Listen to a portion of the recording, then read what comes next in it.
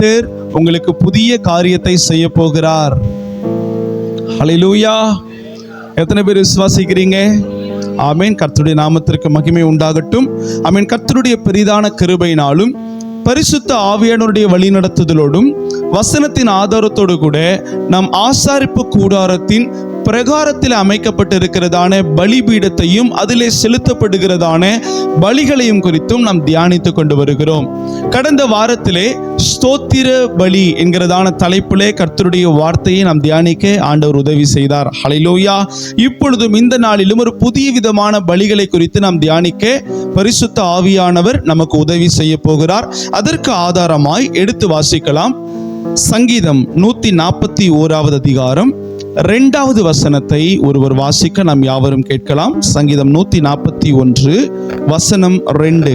என் விண்ணப்பம் உமக்கு முன்பாக தூபமாகவும், என் விண்ணப்பம் உமக்கு முன்பாக தூபமாகவும், என் கையெடுப்பு அந்தி பலியாகவும் இருக்க கடவுது. என் கையெடுப்பு அந்தி பலியாகவும் இருக்க கடவுது. அல்லேலூயா! ஆமென். வாசிக்கப்பட்டதான வசனத்திலே சங்கீதக்காரனாகிய தாவீது அவர் இப்படியாய் சொல்லுகிறார்: தேவனே, என் கையெடுப்பு உமக்கு முன்பாக அந்தி பலியாய் இருக்க கடவுது. ஒரு ஆமென் சொல்லுங்க பார்க்கலாம். ஆமென். கர்த்தருக்கு முன்பாக கையெடுப்பு அது அந்தி பலியாய் இருக்க கடவுது என்று தாவீது இப்படியாய் வேண்டுதல் செய்கிறார். அப்போ இந்த இடத்துல கையெடுப்பு அது எதை அடையாளப்படுத்துகிறது? ஆராதனை வேளையிலே 2 கரங்களை உயர்த்தி தேவனை ஆராதிக்கிறோம் அல்லவோ, அது அந்தி பலிக்கு கையெடுப்புக்கு அடையாளமாய் இருக்கிறது. ஒரு ஆமென் சொல்லுங்க பார்க்கலாம். ஆமென். அப்போ ஆராதனை வேளையிலே சேனைகளின் தேவனாகிய கர்த்தரை 2 கரங்களை உயர்த்தி ஆராதிக்கிறதான வேளையிலே அது கர்த்தருடைய பார்வையிலே அந்தி பலியாய் அங்கீகரிக்கப்படுகிறது. ஆமென் சொல்லுங்க பார்க்கலாம். ஆமென். பழைய ஏற்பாட்டின் காலத்தில் 5 விதமான பலிகளை குறித்து நாம் தியானித்தோம். முதலாவது சர்வாங்க தகன பலி, 2வது போஜன பலி, சமாதான பலி, குற்ற நிவாரண பலி, பாவ நிவாரண பலி. இந்த 5 பலிகளையும் செலுத்துகிறதற்கு ஆமென் அந்த பாவியான ஒரு மனிதன் தன்னுடைய கிரியைகளின் நிமித்தம் அந்த பலிகளை செலுத்தி அவன் நீதிமானாய் மாறுகிறதற்காக கர்த்தர் அந்த கிரியைகளை அந்த பலிகளுடைய காரியங்களை ஆண்டவர் கொடுத்திருந்தார்.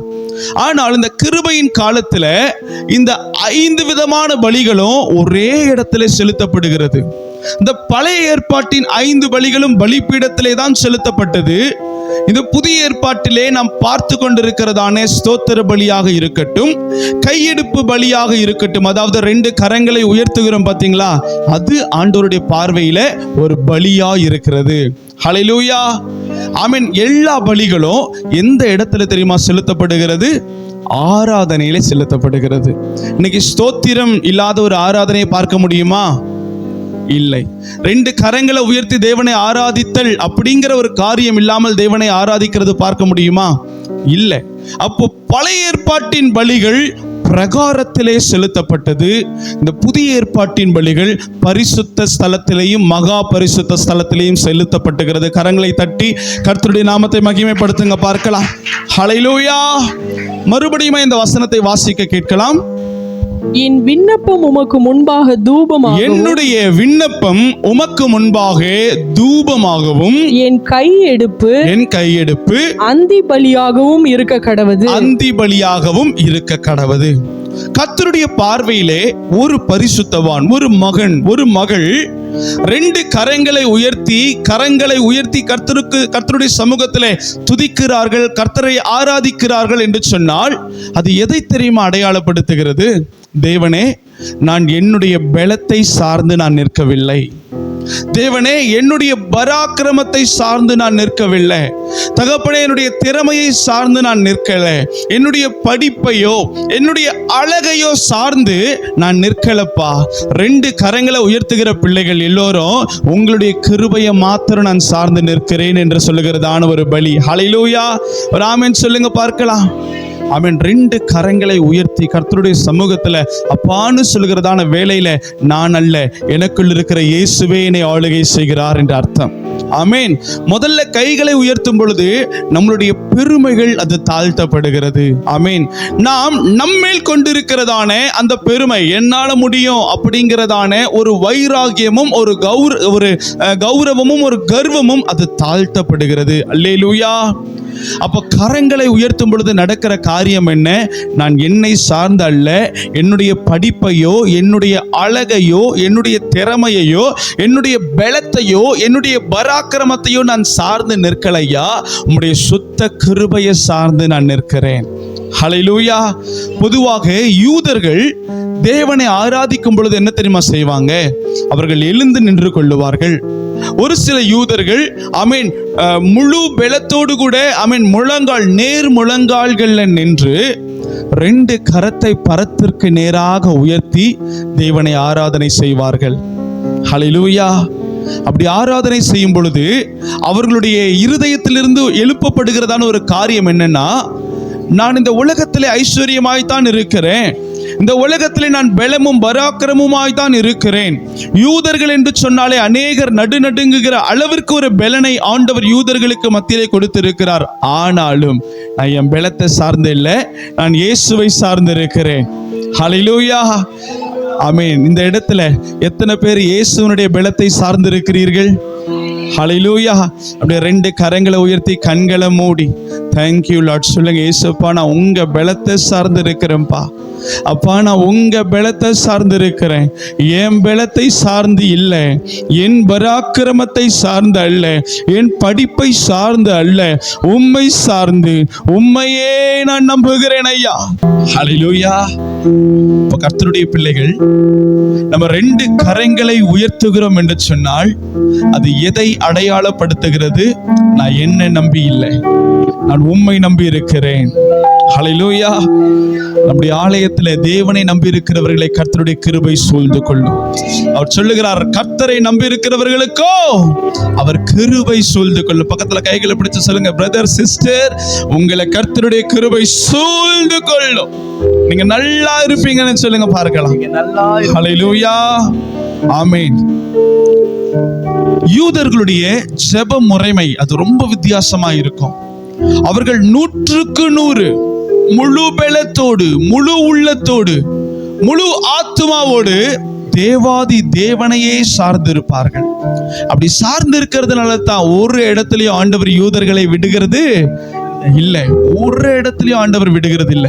இன்றைக்கு நான் இந்த பலிபீடத்திலிருந்து சொல்லுகிறேன், நீங்கள் உங்களுடைய முழு பலத்தோடு, உங்களுடைய முழு ஆத்துமாவோடு, உங்களுடைய முழு சிந்தையோடு சேனைகளின் பரிசுத்தரை நீங்கள் சார்ந்து இருக்கிறீர்கள் என்று சொன்னால் ஒரு இடத்துலயும் ஆண்டவர் உங்களை வெட்கப்பட விடவே மாட்டார்.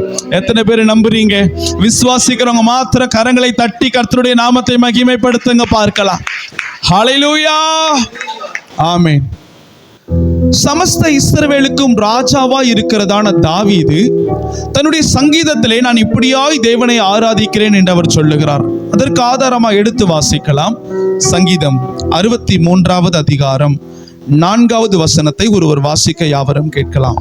என் ஜீவனுள்ள மட்டும், என் ஜீவனுள்ள மட்டும் நான் உம்மை துதித்து, நான் உம்மை துதித்து உமது நாமத்தை சொல்லி கையெடுப்பேன். உமது நாமத்தை சொல்லி கைகளை உயர்த்தி ஆராதிப்பேன். ஒரு ஆமென் சொல்லுங்க பார்க்கலாம். அப்போ ஆலயத்துல கைகளை உயர்த்துகிறது அது எதை ஒப்புமைப்படுத்துகிறது என்று சொன்னால் அது தேவாதி தேவனை ஆராதித்து பலிகளை செலுத்துகிறதை ஒப்புமைப்படுத்துகிறது. தாவீது சொல்லுகிறார், உமது நாமத்தை சொல்லி நான் கையெடுத்து உம்மை உயர்த்துவேன். கர்த்தருடைய பிள்ளைகள் நம்ம கர்த்தருடைய நாமத்தை சொல்லுகிறோம், அவருடைய நாமத்தை அறிக்கையிடுகிறோம். அது மாத்திரம் அல்ல, அவருடைய நாமத்தை சொல்லுகிற வேளையில 2 கரங்களை நீங்க உயர்த்தினீங்கன்னா என்ன தெரியுமா அர்த்தம்? அப்பா, நான் உங்களை தான் 100க்கு 100 நம்பி இருக்கிறேன். நீங்க தான் என் வாழ்க்கையில அற்புதம் செய்யணும், நீங்க தான் என் குடும்பத்துல அற்புதம் செய்யணும். நான் கடன் போராட்டத்துல தான் இருக்கிறேன், நான் சரீரத்துல வியாதி பலவீனத்தோடு தான் இருக்கிறேன். ஆனாலும் இந்த பலவீனத்தை நான் மருத்துவர்களை நம்பல, உம்மையே நான் நம்புகிறேன். ஒரு ஆமென் சொல்லுங்க பார்க்கலாம். உம்மையே நான் நம்புகிறேன். அப்படி முழுக்க முழுக்க முழுக்க 100க்கு 100 இயேசுவையே கர்த்தரையே நாம் சார்ந்து நம்பி இருக்கிறதான வேளையில நம்முடைய ஆராதனுடைய வெளிப்பாடு என்னன்னா 2 கரங்களை உயர்த்தி ஆராதித்தல். அல்லேலூயா. நம்ம அவரை நம்புறோம்னா அந்த ஆராதனையுடைய வெளிப்பாடு எப்படிப்பட்டதா இருக்குன்னா, ஆராதிக்க எழுந்திருக்கும் பொழுதே 2 கரங்களை ஆட்டோமேட்டிக்கா உயர்த்திடுவோம். ஏன்னா நான் நம்புகிறது அவராலே வரும். பக்கத்துல கைகளை பிடிச்சு சொல்லுங்க, சிஸ்டர் நீங்க நம்புறது அவரால தான் வரும். ஹல்லேலூயா. ஆமென். தாவீது சொல்லுகிறார், என் ஜீவனுள்ள மட்டும் உங்களை துதிப்பேன்பா. என்னுடைய ஆமென், நான் தாயின் வயிற்றில் உற்பத்தியான நாளில் இருந்து உன் சார்பில் விழுந்தேன். ஆமென். எனக்கு நினைவு தெரிந்த நாளில் இருந்து நான் உங்களை தான் துதித்து கொண்டிருக்கிறேன். அவர் வனாந்திரத்திலே அலைந்து கொண்டிருந்தார், தேவனை துதித்தார். அவர் சவுல் மூலியமாய் துரத்தப்பட்டார், தேவனை துதித்தார். அவர் அப்சலோம் மூலியமாய் துரத்தப்பட்டார், தேவனை துதித்தார். எல்லா இடத்திலையும் அவர் தேவனை துதித்தார். ஹல்லேலூயா. துதிக்கிறது மாத்திரம் அல்ல, அவருடைய நாமத்தை சொல்லி என்ன பண்ணினாராம்? கையெடுத்தார். 2 கரங்களை உயர்த்தி ஆண்டவரை ஆராதித்தார். அல்லேலூயா. அவர் வனாந்திரத்தில் 2 கரங்களை உயர்த்தி தாவீது தேவனை ஆராதிக்கிறதான வேளையில நான் நினைக்கிறேன், சிங்காசனத்தில் இருக்கிறதான கர்த்தர் அவர் எழுந்து நின்று அந்த பலிகளை அங்கீகரித்திருப்பார் என்று நான் நினைக்கிறேன். ஏன்னா இப்ப இருக்கிற காலகட்டத்துல நிறைய திருச்சபை ஏசி போட்ட சபைக்குள்ள வந்தாலே ஏதோ பரலோகத்துக்குள்ள போறது போல நல்ல குழு குழுன்னு ஏசி போட்ட சபை. அந்த சபையில கூட நிறைய பேர் என்ன பண்ண மாட்டேங்கிறாங்களா? கரங்களை உயர்த்தி தேவனை ஆராதிங்கன்னு சொல்லும் பொழுது 2 கரங்களை உயர்த்துகிறதற்கு ஒரு சில தடைகள், சரீர பிரகாரமான ஒரு சில தடைகள். ஆனா ஏசி போட்ட இடத்துல இருந்து கரங்களை உயர்த்தல தாவீது, வனாந்திரத்திலே இருந்து கரங்களை உயர்த்தி இருக்கிறார். ஹல்லேலூயா. இன்றைக்கு நம்ம எல்லாம் கம்ஃபர்டபுளா இருக்கும் பொழுது தேவனை சார்ந்து இருக்கிறோமா, இல்லை காரியம் சாதகமாய் இல்லாத நேரத்திலையும் இயேசுனுடைய வல்லமையை சார்ந்து இருக்கிறோமா? ஒரு ஆமென் சொல்லுங்க பார்க்கலாம். எல்லா காரியமும் நமக்கு சாதகமாய் இருக்கும் பொழுது கர்த்தராகிய தேவனை சார்ந்து இருக்கிறது மிக மிக மிக சுலபம். ஆமாவா இல்லையா? நம்ம நினைக்கிற காரியம், நம்ம ஜெபிக்கிற காரியம் அன்றன்றைக்கு அப்படியே நடந்துகிட்டே இருக்கு. அப்போ 2 கரங்களை உயர்த்தி தேவனை ஆராதிக்கிறது ரொம்ப சுலபம். ஆனால் நம்ம நினைக்கிற காரியம் நடக்கல, நான் ஜெபிக்கிற காரியம் நடக்கல, நான் போகிற வழி எனக்கு தெரியல, நான் போறது சரியா கரெக்டா தப்பான்னு கூட எனக்கு தெரியல, ஆனாலும் நான் போகும் வழியை அவர் அறிவார் என்று சொல்லி அவர் மேல் நம்பிக்கை வைத்து கர்த்தருடைய பிள்ளைகள் போகிறார்கள் என்று சொன்னால் அவர்கள் 2 கரங்களை உயர்த்துவாங்கல்ல, அந்த உயர்த்துதலை கர்த்தர் மகிமையான ஒரு பலியாய் பார்க்கிறார். அல்லேலூயா. ஒரு ஆமென் சொல்லுங்க பார்க்கலாம். ஆமென். ஒரு சபையில நான் பிரசங்கிக்க அழைக்கப்பட்டிருந்தேன் ஒரு சில வருடத்திற்கு முன்பாக.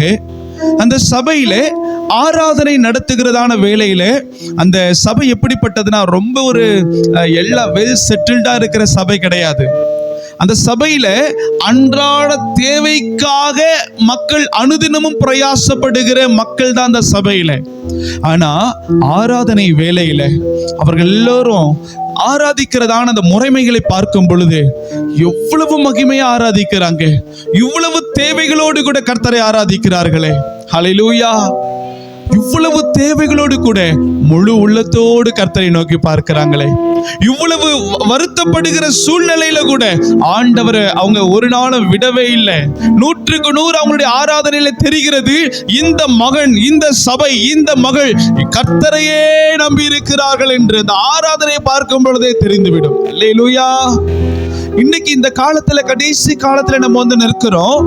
ஆராதனை செய்கிறதான வேளையில நம்ம தேவனுக்கு கனத்தை கொடுக்க வேண்டும் என்று சொல்லி 2 கரங்களை உயர்த்த வேண்டும் என்று ஆராதனை வீரர்கள் உங்களுக்கு சொல்லும் பொழுது இந்த 2 கரங்களை உயர்த்துறதுலயே கொஞ்சம் என்ன பண்றோம், இஎம்ஐ கட்டுறோம். கொஞ்சம் போது இன்னொரு தடவை உயர்த்துங்கன்னு சொன்னா இன்னும் கொஞ்சம் உயர்த்துறோம். இன்னொரு தடவை 3 தடவை சொன்னாதான் என்ன ஆகுது, பரலோகத்திலிருந்து ஆண்டவர் சொல்லுவார் நினைக்கிறேன், உன் கையெடுப்பு பலியை நீயே வச்சுக்க. அல்லேலூயா. ஆமென் சொல்லுங்க பார்க்கலாம். அப்போ கையை உயர்த்துங்கன்னா அது நார்மல் காரியம் இல்ல.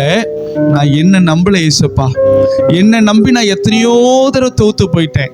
என் பலத்தை நம்பல, ஏன்னா என் பலத்தை நம்பி எத்தனையோ முறை தோத்து போயிட்டேன். என்னுடைய நண்பர்கள், என்னுடைய பெற்றோர்கள், என்னுடைய கணவன், என்னுடைய மனைவி, அவர்களை நம்பி நான் எத்தனையோ முறை ஏமாற்றத்தை சந்தித்து விட்டேன். இப்பொழுது நான் உங்களை நம்ப வந்திருக்கிறேன். ஹல்லேலூயா.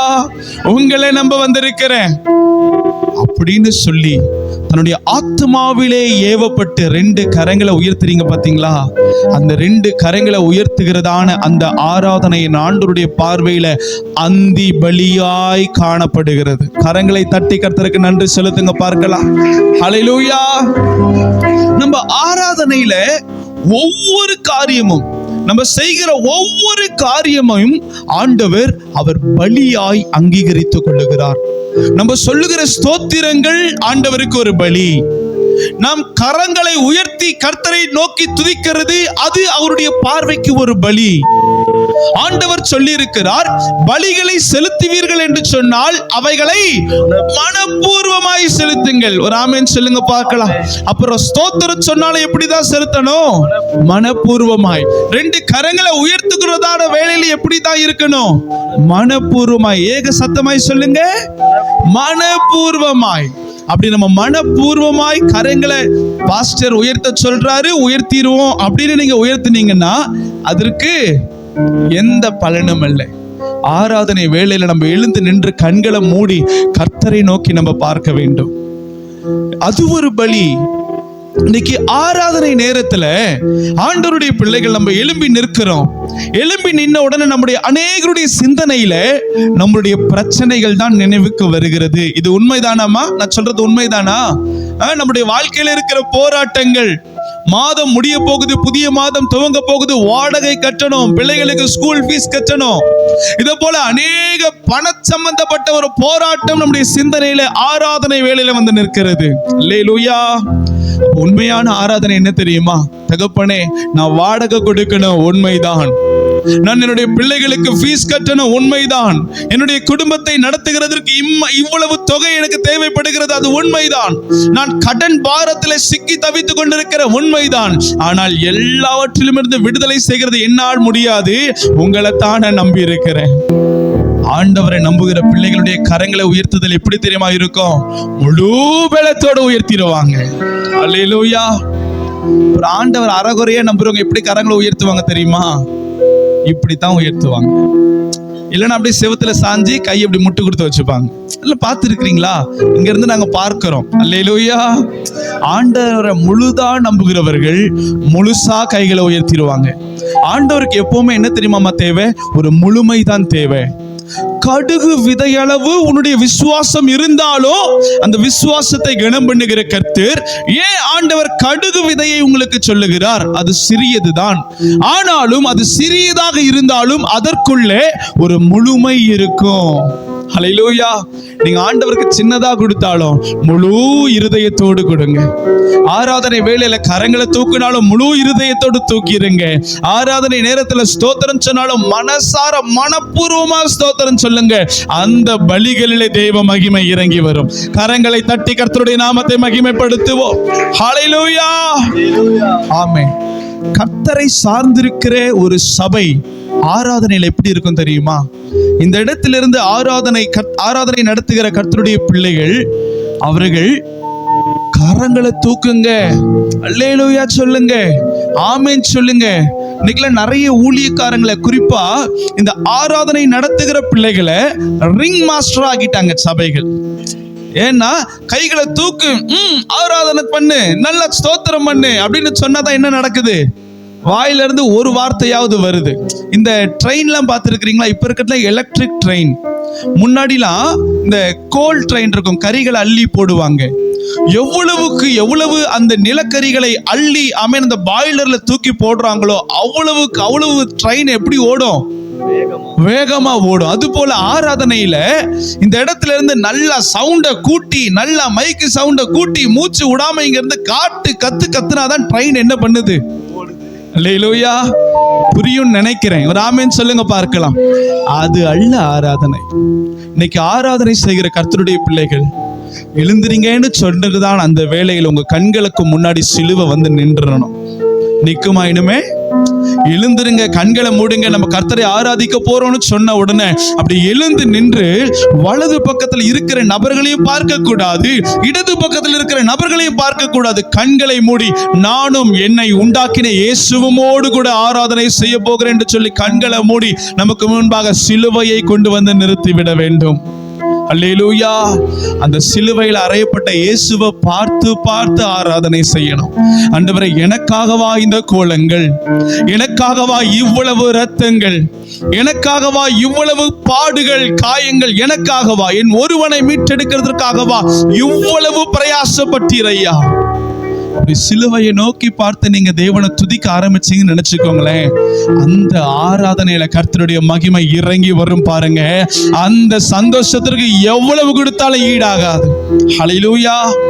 இதுதான் உண்மையான ஆராதனை. இன்னைக்கு ஆராதனை ஒரு நடைமுறை சாங்கியமாய் மாறிக்கொண்டிருக்கிறது. ஆராதனை நேரத்தில் ஏதோ எழும்பி நிற்கிறோம், 20-25 நிமிடம் ஆராதனை நடத்துகிறவர்களோடு கூட 2-3 பாடலை பாடுவோம். ஆராதனை பாடலை பாடி முடித்ததற்கு பிற்பாடு அடுத்த ஆராதனை நிகழ்வுகள் அப்படின்னு இல்லை. நமக்கு கிடைத்த அந்த 25 நிமிடம் வாழ்க்கையினுடைய கடைசி மணித்துளி அப்படிங்கிற ஒரு இருதயத்தோடு கர்த்தரை ஆராதிக்கணும். இந்த 25 நிமிஷத்துல எப்படியாவது இயேசுவை இம்ப்ரெஸ் பண்ணிரணும். இந்த 25-30 நிமிஷத்துல எப்படியாகிலும் கர்த்தருடைய பாதத்தை நான் பிடித்து அவருடைய சத்தத்தை, இவன் என்னுடைய நேசகுமாரன், இவள் என்னுடைய நேசகுமாரன் என்று சொல்லி ஆண்டவர் சொல்லுகிற வார்த்தையை எப்படியாவது பெற்றுக்கொள்ளணும் அப்படின்னு உள்ளத்தின் ஆழத்திலிருந்து எந்த ஒரு பிள்ளை கண்களை மூடி கரங்களை உயர்த்தி ஆராதிக்கிறாங்களோ அந்த இடத்துல மகிமை இறங்கி வரும் பாருங்க. அந்த மகிமைகளுக்கு எவ்வளவு கொடுத்தாலும் ஈடாகாது. ஹல்லேலூயா, ஹல்லேலூயா. அந்த மகிமை. ஆராதனைனா 2-3 பாட்டு பாடிட்டு கடந்து போகிறது இல்ல சிஸ்டர், இல்ல பிரதர். ஆராதனை நேரத்துல பரலோகமே நம்மை குனிந்து பார்க்கும். ஆராதனை வேளையில பரலோகத்தின் சிங்காசனத்தில் வீற்றிருக்கிற சேனைகளின் கர்த்தர் அவருடைய சிங்காசனம் பலிபீடத்திலே ஸ்தாபிக்கப்படும். அல்லேலூயா. ஏன்னா ஓயாமல் தேவ தூதர்கள் சேனைகளின் கர்த்தர் பரிசுத்தர், பரிசுத்தர், பரிசுத்தர், சேனைகளின் கர்த்தர் பரிசுத்தர், பரிசுத்தர், பரிசுத்தர் அப்படின்னு சொல்லுகிற துதிகளுக்கு மத்தியிலே வாசம் பண்ணுகிற தேவன் பரலோகத்திலே இருக்கிறார். அதே சேனைகளின் பரிசுத்தர் மனிதர்களின் மத்தியிலே வாசம் பண்ண விரும்பி அவர் சொல்லி இருக்கிறார், இவர்கள் என் துதியை சொல்லி வருவார்கள். அல்லேலூயா. அவர் இஸ்ரவேலின் துதிகளுக்கு மத்தியிலே வாசம் பண்ணுகிற தேவன். அப்ப நம்ம துதிக்கும் போது என்ன தெரியுமா சிஸ்டர் பிரதர் ஆகுது? நம்ம துதிக்கும் பொழுது பரலோகத்தில் இருக்கிற சிங்காசனத்தை 2 தேவதூதர்கள் தூக்கி கொண்டு வந்து நம்முடைய பலிபீடத்திலே அமைத்து விடுவார்கள். அப்படி துதிக்க துதிக்க துதிக்க துதிக்க சிங்காசனம் அக்னியாய் எரியப்படும். அப்படி துதிக்க துதிக்க துதிக்க அந்த சிங்காசனத்தை மாத்திரம் அல்ல, பரிசுத்த ஆவியானவர் சபை முழுக்க அக்னியாய் மாற்றுவார். அப்பேற்பட்ட துதியின் மத்தியில யார் உலாவுகிறார்? கர்த்தராகிய தேவன். ஹல்லேலூயா. கர்த்தராகிய தேவன் உலாவுகிறார். அந்த சிங்காசனத்திலே அமருகிறதான கர்த்தர். அப்ப நம்ம துதிக்கும் பொழுது, கரங்களை உயர்த்தும் பொழுது அவருடைய நாமம் மகிமைப்படும். அப்படிப்பட்ட ஒரு ஆராதனையை நம் காணிக்கைகளாய் செலுத்துகிறதற்கு தான் இந்த நாளிலே நாம் கூடி வந்திருக்கிறோம். அல்லேலூயா. ஒரு ஆமென் சொல்லுங்க பார்க்கலாம். ஆமென், ஆமென். ஒரு 8-9 வருடத்திற்கு முன்பாக என்னுடைய மனைவி அவர்கள் படித்த கல்லூரியிலே நடந்த ஒரு சம்பவம். அந்த இடத்துல பிரேயர் செல் ஒவ்வொரு ஞாயிற்றுக்கிழமையும் வெளியில இருந்து ஒரு ஊழியக்காரர் வந்து கர்த்தருடைய வார்த்தையை பிரசங்கிப்பார். பாடல், ஆராதனை அதெல்லாம் ஹாஸ்டல்ல இருக்கிற பிள்ளைகளே அவங்க நடத்திடுவாங்க. ஒரு குறிப்பிட்ட நேரம் வைத்துக் கொள்ளுங்கள், 10 to 12 வரைக்கும் அது தேவனை ஆராதிக்கிறதான அவங்களுடைய order of service timing. 10 to 11 பாடல் ஆராதனை. ஒரு ஆமென் சொல்லுங்க. ஆமென். அந்த பாடல் ஆராதனை வேளையில அவர் முடிச்ச உடனே ஊழியருடைய கரங்களிலே கொடுக்கணும் கர்த்தருடைய வார்த்தைக்காக. ஆனால் அந்த ஊழியர் வருகிறதற்கு தாமதமாகிறபடினாலே 10 மணிக்கு ஆரம்பிக்கப்பட்ட ஆராதனை 11:30 வரைக்கும், அரை மணி நேரம் வரைக்கும் அவங்க என்ன பண்ணிருக்கிறாங்க? ஆராதனையை டிராக் பண்ணிட்டே வந்திருக்கிறாங்க, இழுத்துட்டே வந்திருக்கிறாங்க. அப்போ அந்த இடத்துல இருக்கிற பிள்ளைகளுக்கும் சரி, ஆராதனை நடத்துகிறவர்களுக்கும் சரி, தன்னுடைய சரீரத்திலையும் ஒரு சோர்வு, தன்னுடைய ஆத்மாவிலையும் ஒரு சோர்வு. ஆராதனை செய்துகிட்டே அந்த பிள்ளைங்க திடீர்னு திரும்பி பார்க்கறாங்க. ஒரு ஊழியக்காரர் வந்து நிக்கிறார், மெசேஜுக்கு அழைக்கப்பட்ட ஊழியக்காரர். அவரை பார்த்த உடனே ஒரு பரவசம் வந்துச்சு பாருங்க. ஹல்லேலூயா. இன்னைக்கு கர்த்தருடைய பிள்ளைகள் ஊழியக்காரர்களை பார்த்து பரவசப்படக்கூடாது, இயேசுவை பார்த்து பரவசப்படணும். கரங்களை தட்டி கர்த்தருக்கு நன்றி செலுத்துங்க பார்க்கலாம்.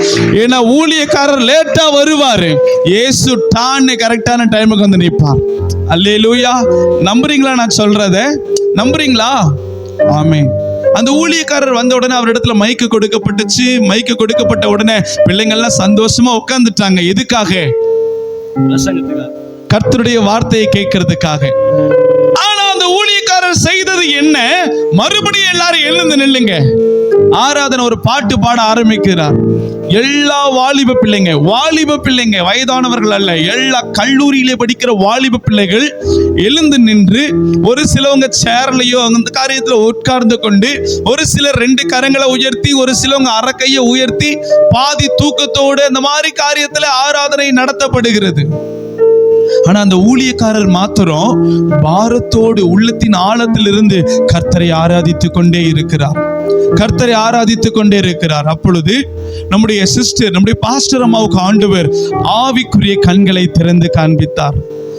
என்ன தெரியுமா நடந்தது? அந்த ஆராதனையில ஒரு வீதி, அந்த வீதி முழுக்க வெண்கலத்தினால் ஆன ஒரு வீதி.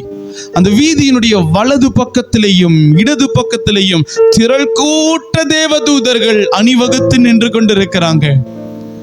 ஆமென்.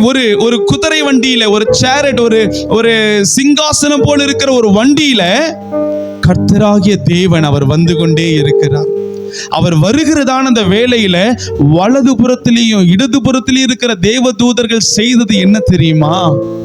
அந்த ஊழியக்காரர் வாயை திறந்து என்னென்ன கமாண்ட் கொடுக்கிறாரோ அந்த கமாண்ட அந்த தேவ தூதர்கள் செய்து கொண்டே இருந்தாங்களாம். அந்த ஊழியக்காரர் சொன்னார், 2 கரங்களை உயர்த்தி கர்த்தரை துதிங்கமான்னு கர்த்தர் அந்த ஊழியக்காரரிடத்துல அவர் சொன்னார். அவரும் சொன்னார். அந்த ஊழியக்காரர் சொல்ல தேவ தூதர்கள் என்ன செய்யறாங்களா? அதே போல 2 கரங்களை உயர்த்துறாங்களா. அந்த ஊழியக்காரர் முழங்கால் படி போடுங்க, ஆண்டவரை துதிக்க போகிறோம் முழங்கால் படி போட சொல்லும் பொழுது நடந்த காரியம் என்ன? அதே தேவ தூதர்கள் முழங்கால் படி போட்டு தேவனை துதிக்கிறார்களாம். ஹல்லேலூயா. அப்ப 2 கரங்களை உயர்த்துங்க, கர்த்தருடைய சமூகத்துல நல்ல ஸ்தோத்திரம் சொல்லுங்க. அப்படின்னா என்ன அர்த்தம்? அது தேவ தூதர்களுக்கு கொடுக்கப்படுகிற கட்டளை. அவர்கள் கீழ்ப்படுகிறார்கள். மனித தேவ தூதர்கள் நாம் கீழ்ப்படுகிறோமா இல்லையா? ஹல்லேலூயா. ஒரு ஆமென் சொல்லுங்க பார்க்கலாம். ஆமென். யோசித்து பாருங்களேன், ஆராதனை வேளையில நம்முடைய அருள்நாதர் இயேசு கிறிஸ்து அவர் செய்கிற காரியம் என்னவா இருக்கும்? இந்த நாள் ஆராதனையில நம்முடைய சிஸ்டருடைய தரிசனத்தின் கண்களை ஆண்டவர் திறந்து வெள்ளை அங்கி தரித்த ஒருவர் சபை நடுவே நின்று கொண்டிருக்கிறதை ஆண்டவர் காண்பித்தார் என்று சொன்னார்கள். அப்ப ஆராதனை வேளையில சைலண்டா நின்னுட்டு அவர் கடந்து போகிறதுக்கு அவர் வரல. நின்னுட்டு யாரெல்லாம் உண்மையா தேவனை நோக்கி ஆராதிக்கிறாங்களோ, யாரெல்லாம் அவங்களுடைய பலத்தை சார்ந்து இல்லாம அவருடைய பலத்தை சார்ந்து இருக்கிறாங்களோ, அவங்க கிட்ட வந்து அவங்களை பலப்படுத்தி திடப்படுத்தி அவர்களை ஆசீர்வதித்துட்டு தான் ஆண்டவர் மறு நபரிடத்திலே கடந்து செல்லுவார். ஹல்லேலூயா. அப்ப உங்களுக்கு பக்கத்துல யார் வந்திருப்பா? வர வேண்டியவர் வந்திருப்பா. அல்லேலூயா. பக்கத்துல கைகளை பிடிச்சு சொல்லுங்க, ஆராதனை வேளையில உங்க வலது பக்கத்துல நின்னது யாரு தெரியுமா சிஸ்டர்? அவர்தான் ஆண்டவராகிய இயேசு. ஹல்லேலூயா. அவர் வந்திருப்பார். இப்படி வருகிறதான வேளையில இங்க இருந்து ஆராதனை நடத்துகிறவர்கள் 2 கரங்களை உயர்த்துங்கன்னு சொன்னா என்ன பண்ணிருக்கணும் அங்க? புரியுதா? ஆமென். அப்புறம் ஆராதனைக்கு வந்துட்டோம்னாலே நம்முடைய போராட்டங்கள், நம்முடைய தேவைகள், நம்முடைய பலவீனங்கள், நம்முடைய எல்லாவற்றையும் நம்ம வெளியில என்ன பண்ணிடணும்? விட்டுட்டு வந்துடணும். இன்னைக்கு இந்த திருமணமான பிள்ளைகள்லாம் நம்ம பார்க்கிறோம்ல, அவங்க வாழ்றதான அந்த புகுந்த வீட்டுல எத்தனையோ பிரச்சனைகள் இருந்தாலும் அவங்க அந்த வேலைகளை எல்லாம் நல்ல சந்தோஷத்தோடு செய்வாங்க. ஆனா ஒரு குறிப்பிட்ட நாள் அவங்களுடைய தகப்பன் வீட்டுக்கு போகணும்னு சொல்லும் பொழுது அவங்க வீட்டுக்கு போவாங்க, எல்லா கவலையும் மறந்துடுவாங்க. ஹல்லேலூயா. இன்னைக்கு கிறிஸ்துவர்கள் வாரம் ஞாயிற்றுக்கிழமை தகப்பன் வீட்டுக்கு வருகிறோம். அப்பா வீட்டுக்கு எப்படிதான் வரணும்? பக்கத்துல கைகளை பிடிச்சு சொல்லுங்க, அப்பா வீட்டுக்கு வரும்போது ரொம்ப சந்தோஷமா இருக்கணும் சிஸ்டர், பிரதர். ஹல்லேலூயா. அப்பா வீட்டுக்கு வரணும் அப்படின்னு சொன்ன உடனே தாவீது எப்படி இருந்தாராம்? சந்தோஷமா இருந்தாராம். அப்ப கர்த்தருடைய பிள்ளைகள், ஆண்டவருடைய வீட்டுக்கு நம்ம போவோம் வாருங்கள்னு சொன்ன உடனே நமக்குள்ள ஒரு சந்தோஷம் வரணும். அந்த சந்தோஷத்தினால தேவனை ஆராதிக்கணும். அல்லேலூயா. ஆமா, எனக்கு தெரிந்த எனக்கு அன்பான ஒரு நபர், அவர் ஒவ்வொரு முறை ஆராதனைக்கு வரும் பொழுதும் அவர் இப்படியாய் ஜெபிப்பாராம். அதை நான் உங்களுக்கு சொல்லி கொடுக்கிறேன். ஒவ்வொரு முறை சர்ச்சுக்கு வரும் பொழுதும் வெளியில செருப்பெல்லாம் கழட்டி விடுற இடத்துல அவர் இப்படியாய் ஜெபம் பண்ணுவாராம். தகப்பனே, நான் இந்த இடத்துல செருப்பு மட்டும் கழட்டி விடல, என் பிரச்சனையை கழட்டி விடுறேன், என் போராட்டத்தை கழட்டி விடுறேன், என் பலவீனத்தை கழட்டி விடுகிறேன், என் வாழ்க்கையில இருக்கிற எல்லா இடுக்கண்களை கழட்டி விடுகிறேன். கழட்டி விட்டுட்டு நான் உள்ள போய் விடுதலையோடுமே ஆராதிக்க போகிறேன். ஹல்லேலூயா. நான் ஆராதிச்சுட்டு வருவேன், என் செருப்பு மட்டும் இருக்கணும், வேற எதுவுமே இருக்கக்கூடாது. நல்ல கரங்களை தட்டி கர்த்தருக்கு நன்றி செலுத்துங்க பார்க்கலாம். ஹல்லேலூயா. ஆமா, செருப்பு மாத்திரம் இருக்கணும், பிரச்சனை போராட்டம் எதுவுமே என்ன பண்ணக்கூடாது, இருக்கக்கூடாது. ஆனா கர்த்தருடைய பிள்ளைகள் என்ன பண்றோம்? செருப்பு மாத்திரம் வெளியே விட்டுட்டு மற்ற எல்லாத்தையும் ஒரு மஞ்ச பையில போட்டுட்டு என்ன பண்ணிடுற, சபைக்குள்ள கொண்டு வந்து. ஆமா, ஆராதனை நடத்தும் பொழுது இங்க இருந்து ஆராதனை வேளையில ஆண்டவருடைய பிள்ளைகள் ஆராதனை நடத்துகிற சூழ்நிலையில உங்களுடைய கடன் பிரச்சனை வரும். ஐயோ, 1ஆம் தேதி வருது, வாடகை கட்டணும், 10ஆம் தேதி வருது, ஸ்கூல் ஃபீஸ் கட்டணும், குடும்பத்தை நடத்துகிறதுக்கு இவ்வளவு தேவை, அவ்வளவு தேவை, இந்த சூழ்நிலை அப்படி இப்படி இப்படின்னு நம்முடைய சிந்தனை முழுக்க இயேசுவால நிரப்பப்படுகிறதற்கு பதிலாக தேவைகளினாலே நிரப்பப்பட்டுச்சுன்னா எப்படி விடுதலையோடு ஆராதிக்க முடியும்? அல்லேலூயா. எத்தனை பேர் விடுதலையோடு ஆராதிக்க விரும்புகிறீர்கள்? அப்போ நம்முடைய பிரச்சனைகள் எல்லாம் எங்க இருக்கணும்? சபைக்கு சொல்லுங்க பாப்போம். சபைக்கு வெளியில இருக்கணும். என்னுடைய வாழ்க்கையில ஒவ்வொரு நாளும் நான் செய்யற ஒரு காரியம் என்னன்னு நான் ஆண்டவருக்கு பொதுவாய் சொல்லுகிறேன். நான் வண்டியில எங்கன்னா ஆபீஸ்க்கு போனாலும் சரி, ஊழியத்திற்கு எங்க போனாலும் சரி, ஆண்டவர் என்னோடு கூட அவர் இடைப்படுவார். அவர் ஏதாவது ஒரு காரியத்தில் என்னோடு கூட இடைப்பட்டு அந்த நாளுக்கான ஒரு வார்த்தையை என்னிடத்துல கொடுத்துருவார். அப்படி கொடுத்த உடனே நான் என்ன பண்ணுவேன்? வண்டி ஓட்டினாலும் சரி, எந்த இடத்துல நான் இருந்தாலும் சரி, நான் பார்க்க மாட்டேன், 2 கரத்தை உயர்த்தி அப்பா உமக்கு ஸ்தோத்திரம்னு சொல்லிடுவேன். ஹல்லேலூயா. அப்பா உமக்கு ஸ்தோத்திரம்னு சொல்லிடுவேன். என் மனைவி சாட்சி. ஒருவேளை அவங்க அந்த வண்டியில பின்னாடி உட்காந்துருப்பாங்க, என்னடா திடீர்னு பாஸ்டர் கையை தூக்குறாரு, வண்டியை விட்டுருவாரோ, நான் கையை விட்டாலும் என் அப்பா பிடிப்பார். ஹல்லேலூயா. ராமன் சொல்லுங்க பார்க்கலாம். ஆண்டவரிடத்தில் அப்படிப்பட்ட ஒரு அன்போடு கூட ஆராதனை செலுத்துகிறது அவருக்கு அந்தி பலியாய் கர்த்தர் கருதுகிறார். அந்த பலியில ஆண்டவர் மகிமைப்படுகிறார். ஹல்லேலூயா. நம்முடைய பரிசுத்த வேதாகமத்திலே ஒரு நபர் அவர் கரங்களை உயர்த்தினதினாலே அவருக்கு கிடைத்த நன்மைகளை குறித்து நாம் வாசிக்க போகிறோம். எடுத்து வாசிக்கலாம். யாத்திராகமத்தின் புஸ்தகம் 17வது அதிகாரம் வசனம் 8, 9. அதை ஒருவர் வாசிக்க நாம் யாவரும் கேட்கலாம். அமலேக்கியர் வந்து ரெவிதீமிலே இஸ்ரவேலரோட யுத்தம் பண்ணினார்கள். அல்லேலூயா. அமலேக்கியர்கள் வந்து ரெவிதீமிலே இஸ்ரவேலர்களுக்கு முன்பாக 2 கரங்களை உயர்த்துகிற சந்ததிக்கு முன்பாக யுத்தம் பண்ணினார்கள். அப்பொழுது மோசே யோசுவாவை நோக்கி நீ நமக்காக மனிதர்களை தெரிந்து கொண்டு புறப்பட்டு அமலேக்கோட யுத்தம் பண்ணு. நாளைக்கு நான் மலை உச்சியில் தேவனுடைய கோலை என் கையில் பிடித்து கொண்டு நிற்பேன் என்றான். நாளைக்கு நான் மலை உச்சியில் தேவனுடைய கோல் என்கிறதான அதிகாரத்தை பிடித்து கொண்டு நான் நிற்பேன் என்று சொன்னார். அமலேக்கியர்கள் ரெவிதீம் என்கிறதான ஒரு பகுதியில இஸ்ரவேலர்களோடு கூட யுத்தம் பண்ண வருகிறார்கள்.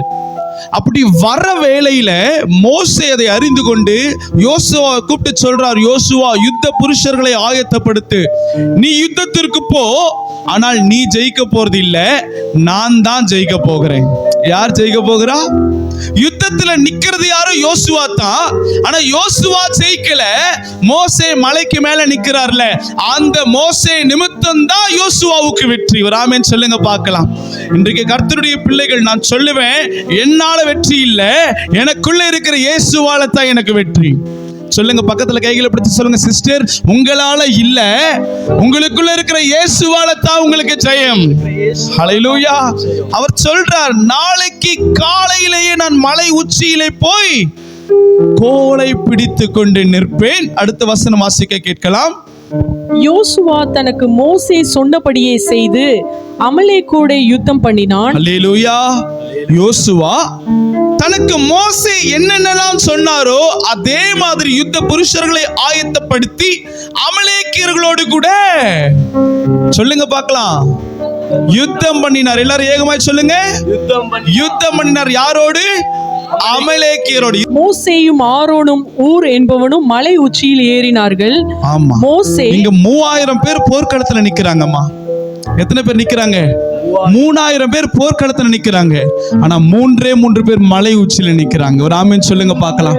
3000 பேர் போர்க்களத்துல நிக்கிறாங்க. 3 பேர் எங்க நிக்கிறாங்க? மலை உச்சியில நிக்கிறாங்க. அந்த 3 பேர் யார்? மோசேயும் ஆரோனும் ஊர். இந்த 3 பேர் மலை உச்சியில நிக்கிறாங்க. அடுத்த வசனத்தை வாசிக்க கேட்கலாம். மோசே தன் கையை ஏறெடுத்திருக்கையில், மோசே தன்னுடைய கரத்தை உயர்த்தி இருக்கையில் இஸ்ரவேலர் மேற்கொண்டார்கள். கரங்களை தட்டி கர்த்தருக்கு நன்றி செலுத்துங்க பார்க்கலாம். ஹல்லேலூயா. உலக பிரகாரமா சிஸ்டர் பிரதர் என்ன நடந்திருக்கணும்? 3000 யுத்த புருஷர்கள் யோசுவாவுடைய தலைமையிலே ரெவிதீமிலே பாளையம் இறங்கி யுத்தம் பண்ணுகிறார்கள். அந்த 3000 பலத்தினாலும் பராக்கிரமத்தினாலும் யுத்தத்திலே அவர்கள் ஜெயித்திருக்கணும். நான் வசனம் சொல்லுது, அதை வாசிக்க கேட்கலாம் மறுபடியுமாய். மோசேயும் ஆரோனும் ஊர் என்பவனும் மலையுச்சியில் ஏறினார்கள். மோசே தன் கையை ஏறெடுத்திருக்கையில் இஸ்ரவேலர் மேற்கொண்டார். மோசே தன்னுடைய கரங்களை உயர்த்தி இருக்கிறதான வேளையில இஸ்ரவேலர்கள் ஜெயித்தார்கள். அல்லேலூயா. நம்முடைய ஜெயம் எங்க தெரியுமாமா இருக்கு? நம்முடைய பலத்துல இல்ல, நம்முடைய பராக்கிரமத்துல இல்ல, தேவனை உயர்த்துகிற இடத்துல இருக்கு. ஹல்லேலூயா.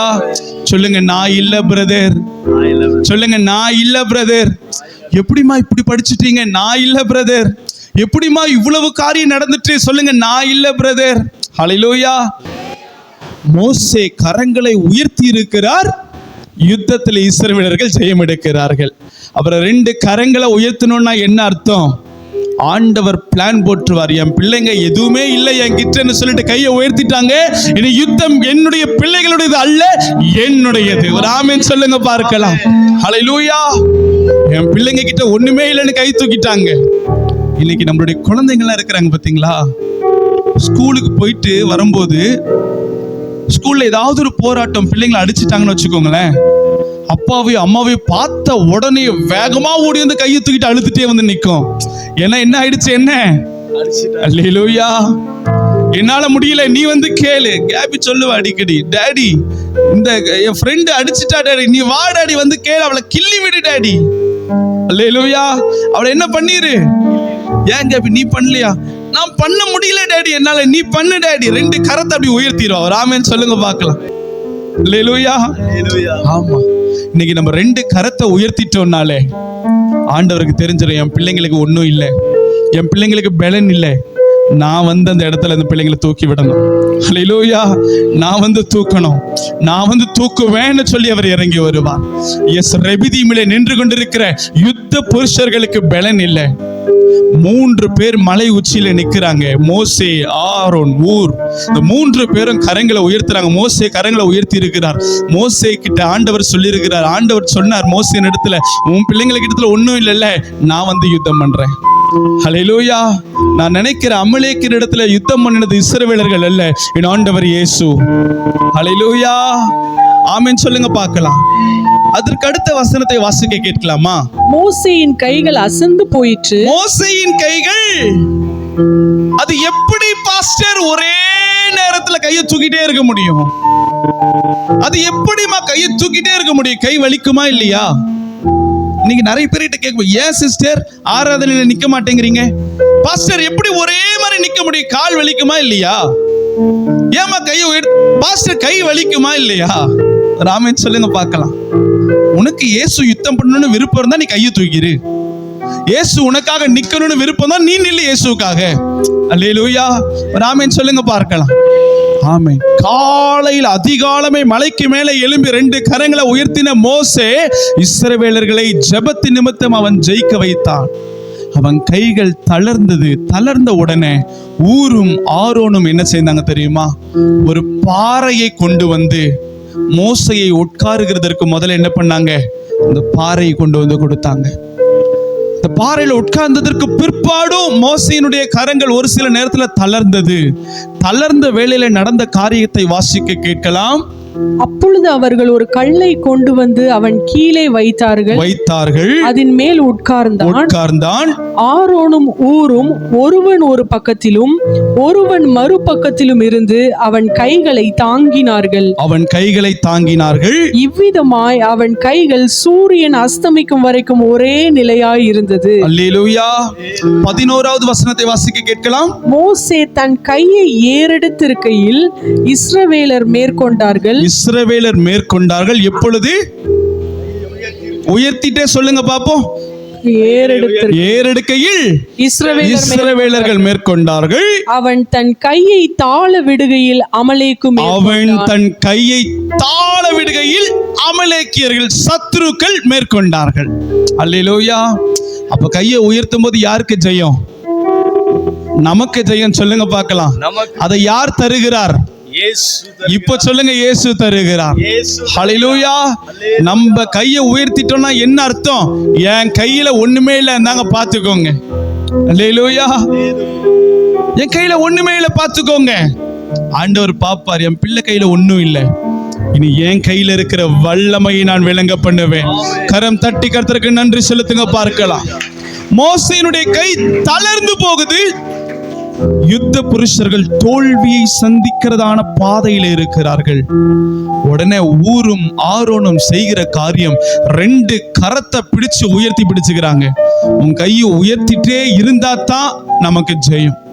இன்னைக்கு கர்த்தருடைய பிள்ளைகள், சபையினுடைய கரம் வானத்தை மாத்திரமே நோக்கி பார்க்கணும். வேலைக்காரனுடைய கண்கள் எஜமானுடைய கைகளை நோக்கி இருக்கிறது போல, வேலைக்காரனுடைய கண்கள் எஜமாட்டினுடைய கைகளை நோக்கி இருக்கிறது போல, கர்த்தருடைய பிள்ளைகள், சபை, மனவாட்டி இயேசுவையே நோக்கி பார்க்கணும். ஒரு ஆமென் சொல்லுங்க பார்க்கலாம். பண தேவையா? யாரை நோக்கி பார்க்கணும்? ஆனா நம்ம யாரை நோக்கி பார்க்கிறோம்? தண்டல்காரங்களை நோக்கி. அல்லேலூயா. உண்மைதான நான் சொல்றது? அல்லேலூயா. ஏதாவது ஒரு போராட்டமா யாரை நோக்கி பார்க்கிறோம்? சப்போர்ட்டுக்கு எவனா மனுஷன் வந்து நிப்பானா? ஏதாவது ஒரு பிரச்சனையா யாரை நோக்கி பார்க்கிறோம்? இவங்க எனக்கு ரெக்கமெண்டேஷன் பண்ணுவாங்களா? அல்லேலூயா. அவங்களெல்லாம் நோக்கி பார்த்தனா உன் கையில அந்தந்த ஆப்ஷன்ஸ் நீ வச்சிருக்கிறன்னு அர்த்தம். என்னைக்கு உன் கையில ஒண்ணுமே இல்லைன்னு இயேசு கிட்ட நீ காட்டுறியோ, அன்னைக்குதான் இயேசு என்ன பண்ணுவார்? அவர் வருவார். ஆமென் சொல்லுங்க பார்க்கலாம். ஒரு ஆமென் சொல்லுங்க பார்க்கலாம். அப்போ முழு பலத்தையும் ஆண்டவரை சார்ந்து இருக்கிறதான வேலையில ஆண்டவர் நம்மை ஆசீர்வதிப்பார். நான் எப்பவுமே சொல்லுவேன், இந்த உலகத்திலேயே நம்முடைய சரீரத்துல எது ரொம்ப ப்ரீஷியஸ் அப்படின்னு கேட்கிறதான வேலையில உலகத்தான் சொல்லுவான், மூளைதான் ரொம்ப விலையேற பெற்றது. அந்த மூளை இல்லைன்னா எல்லாமே செயலிழந்து போயிடும் அப்படின்னு சொல்லுவாங்க. நம்ம கதைகள்லாம் கேள்விப்பட்டிருக்கிறோம். இந்த உலகத்தில் இருக்கிற மனிதர்கள் சொல்லுவார்கள், மூளை தான் ரொம்ப ரொம்ப ரொம்ப விலையேற பெற்றது. ஆனால் ஆவிக்குரிய கர்த்தருடைய பிள்ளைகள் சொல்லணும், நம்முடைய கரங்கள் தான் விலையேற பெற்றது. கரம் தட்டி கர்த்தருக்கு நன்றி செலுத்துங்க பார்க்கலாம். நம்முடைய கரங்கள். ஏன்னா நீங்களும் நானும் ஒவ்வொரு முறை ஜெப நேரத்திலே முழங்கால் படியிட்டு 2 கரங்களை உயர்த்துகிற வேளையில் அந்த 2 கரங்கள் எங்க தெரியுமா போய் விழுது? பரலோகத்தின் படிக்கட்டை தொடுகிறது. அல்லேலூயா. கர்த்தருடைய பாதத்தை பிடிக்கிறது. பாதத்தை பிடித்து எனக்கு இந்த காரியத்தை கொடுங்கப்பான்னு கேட்கிறதான ஒரு காரியம் நம்ம கரங்களை உயர்த்துகிறது.